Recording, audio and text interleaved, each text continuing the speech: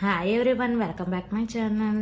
ఇంకా దేవీ నవరాత్రులు స్టార్ట్ అయిపోయాయి కదా. ఇంకా మేము కూడా దేవుణ్ణి అయితే నిలబెట్టుకుంటున్నాం. మా దేవుణ్ణి ఎలా నిలబెట్టుకున్నాం మీకు కూడా చూపిస్తాం.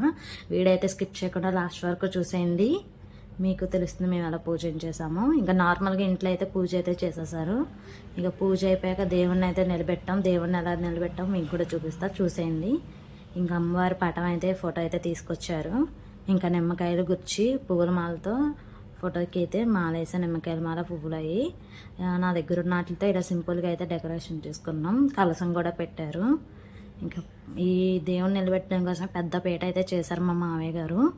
ఇంకా చూసండి,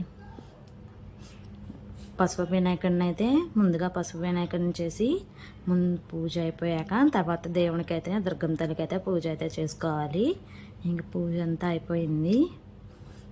చూసేయండి సింపుల్గా నా పూజ ఎలా ఉందో కామెంట్ సెక్షన్లో కామెంట్ అయితే చేయండి.